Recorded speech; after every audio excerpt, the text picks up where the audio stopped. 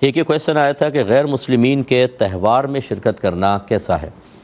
دیکھیں، غیر مسلمین کے تہوار دو طرح کے ہو سکتے ہیں، بلکہ تین طرح کے کر لیں۔ ایک تو یہ ہے کہ جو ان کا مذہبی شعار ہے، یعنی جو مذہب کی علامت بنتا ہے، جیسے دیوالی ہے، ہولی ہے، یا کرسمس وغیرہ کے معاملات ہوتے ہیں، یہ مخصوص قوموں کے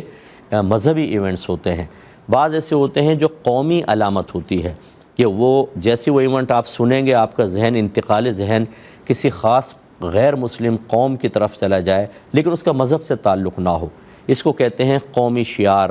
قومی تہوار۔ اور ایک ہوتا ہے تیسری چیز کہ وہ ادھر سے آتا ہے، باہر سے غیر مسلم اس کو پہلے کرتے ہیں، لیکن پھر مسلمانوں میں بہت زیادہ عام ہو جاتا ہے، جیسے سالگرہ وغیرہ منانا۔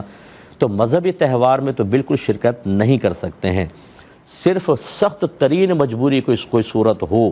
کہ جس میں اگر آپ نہیں کریں گے تو کوئی بہت بڑا نقصان ہوگا، جان کا، عزت کا، مال کا، تو بقدر ضرورت آدمی اپنا چہرہ دکھا سکتا ہے، اور بہت ساری اس کی صورتیں ہو سکتی ہیں، لیکن بہرحال سخت ترین ضرورت میں، ورنہ خوشی سے اگر جائیں گے تو یاد رکھیں دائرہ اسلام سے انسان خارج ہو جائے گا۔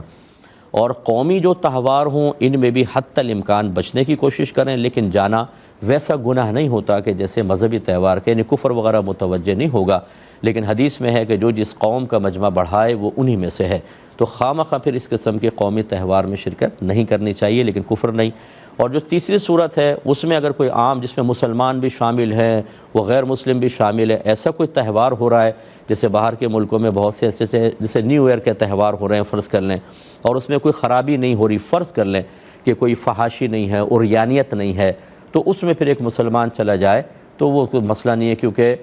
یہاں پر بھی ہو رہے ہیں نیو ایئر کے تہوار۔ لیکن اگر وہاں پر